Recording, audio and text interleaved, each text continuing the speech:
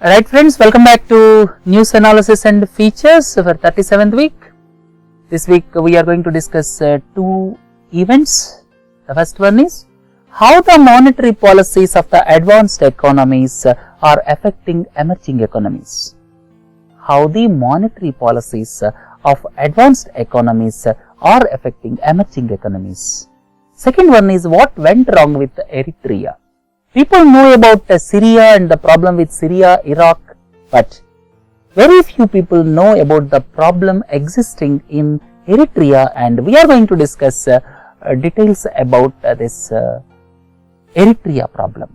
And first and the foremost is how the monetary policies of the advanced economies are affecting emerging economies. What is the difference between advanced economy and emerging economy? Advanced economy. All of you are well aware, United States of America, Japan, United Kingdom, Germany, these are all examples of advanced economies. How people categorize between advanced economies and emerging economies, or you can say developing countries. Advanced economies, the basic traits are per capita income will be high, per capita income will be very high. Second is persons living below poverty line will be less. These two are the main points. Per capita income should be very high. Persons living below poverty line should be very less, or you can say negligible persons living below poverty line. If these two conditions are met, there are several other conditions, I am not going into those details. If these two conditions are met, primarily the country can qualify as developed country. And developing countries. Developing countries are basically the countries where the per capita incomes are very low. Second is several people are still below poverty line. Third is lot more development needs to be done from human development perspective, from social perspective. There is still a lot more needs to be done. Under such circumstances, the countries will be grouped as emerging economies or developing countries. So, monetary policies of developed economies, how they are affecting emerging economies. Always Raghuram Rajan talks about spillover effects. The developed countries' monetary policies are causing misery to the developing countries, often talked about by Raghuram Rajan. And here one important point I would like to tell you, China is considered as emerging economy, not developed country. Though it is manufacturing giant for the world, it is still not developed country, it is still emerging economy because of two reasons, as I have already told you. One is per capita income is very less in comparison to advanced economies. Because of the reason, China population is around 135 crores. Second important point is still in China, several people in the rural hinterland are below poverty line. Because of these two reasons, China is still categorized as a developing country, not a developed country. So, let us look at the monetary policy. You may ask, what is monetary policy? Basically, monetary policy looks at the circulation of money in the economy as a whole, and for that there are several methods employed by central banks. There are several measures employed by central banks. What is the main purpose of monetary policy? Main purpose of monetary policy is to control inflation. That way they will maintain or they will preserve the intrinsic value of rupee. If I have 1 rupee with me, the value should not deteriorate. Today if I am getting one chocolate for rupee 1, tomorrow also I should continue to get. That means the value should not deteriorate. The intrinsic value of rupee is to be preserved. That is the main purpose of monetary policy. That means by controlling the money circulation in the system, what the central banks will do is try to control inflation. So, by controlling inflation, they will preserve the intrinsic value of rupee. That is the main purpose of monetary policy. And please don't confuse between fiscal policy and monetary policy. Fiscal policy is the prerogative of the central government, or you can say finance ministry. Fiscal measures will be taken by them basically to look at expenditure and revenue. In a country like India, expenditure will always be more than revenue. That's why people talk about fiscal deficit. Fiscal deficit is the difference between expenditure and revenue, and this is the prerogative of the government of India, not the central banks. Central banks look at circulation of money in the system by the way to control inflation. By the way of controlling inflation, growth will also be hampered. The main purpose of central banks are to strike a balance between inflation and growth.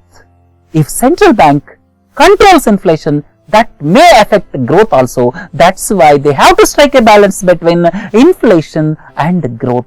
Please don't forget. And let us come back to this. How the central bank, or you can say how the Reserve Bank of India controls money supply. First and the foremost thing is through reserve ratios.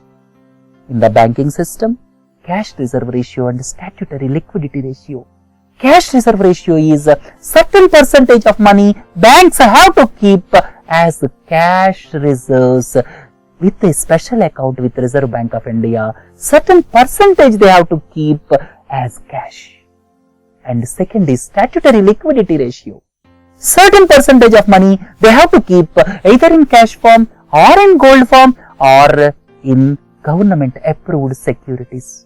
That is the statutory liquidity ratio. And indirectly, if you want, statutory liquidity ratio is the measure which indirectly providing credit to the government. Right? So, these two things, CRR and SLR, are to be ensured by the banks. By the by, certain money will be locked up as a CRR and SLR. If these two ratios are reduced, money will flow into the market. And if these ratios are increased, money will be sucked from the market. That is the way of controlling money supply. The second one is repo rate, reverse repo rate, and their associate linked rates of marginal standing facility and bank rates. So these are all called policy rates. By announcing the policy rate, RBI gives a signal to the market with regard to the interest rates. RBI gives a signal to the market with regard to the interest rates. The interest rate signal will be given by repo rate, and remaining three rates are linked to repo rate. And by giving signal to the market, the general interest rates will be in accordance with the Reserve Bank of India's repo rate and other policy rates. So as to give a direction with regard to the cost of credit in the economy, this policy rates will be useful. And if RBI increases policy rates, then what will happen? Interest rates will increase in the market. Then there will not be much demand for credit, and that will hurt the growth. Third one is open market operations. By selling government bonds, by purchasing government bonds from market, Reserve Bank of India controls money supply in the economy. So, by these three ways, Reserve Bank of India exercises control for maintaining money circulation in the market through reserve ratios, for sucking money or for pumping in money. Second one is policy rates, which determines the general interest rates. Third one is open market operations, which looks at purchasing government bonds and selling government bonds. And this way it controls money supply in the system, what the advanced economies do. If you look at European Central Bank, if you look at the Bank of Japan, if you look at the Federal Reserve of United States of America, two things comes to my mind. First is they keep interest rates at near zero levels for longer duration. For the past 7-8 years, the interest rates of several advanced countries are kept at close to 0.25%, 0.5%. Interest rates are deliberately kept at near zero levels with an intention of easy availability of money. They want growth. They want inflation, because growth is not taking off in advanced countries. Right? So they are keeping interest rates at near zero level. Second thing is, quite on and off, they are resorting to quantitative easing or bond buying programs. Quantitative easing or bond buying programs. They purchase bonds from market by pumping in money into the system. That is the quantitative easing or bond buying program. Whatever the name you call it, that is pumping in money into the system by purchasing bonds. That means because of this what will happen? There will be lot of availability of money in the system, right? So keeping interest rates at near zero level and pumping in money through bond buying programs, lot of money will be available in the advanced economies and the interest rates are very low. Why they are doing these things? Why the advanced economies are doing these things? First and the foremost is GDP is not taking off on expected lines. They want growth. That's why they are resorting to near zero interest rates, and at the same time they are pumping money into the market by purchasing bonds. Because of GDP is not taking off. To increase GDP, they are resorting to this practice. Secondary is inflation is not reaching the desired levels. They want 2% inflation, but several times inflation is much below. For a country like India, inflation is the problem. For advanced economies, deflation is the problem. And the third point is a rise in unemployment levels. And because of these three reasons, advanced economies are resorting to these practices. But my point is how a country like India or emerging economies are affected. I have taken as an example America and India. America is advanced country. India is emerging economy.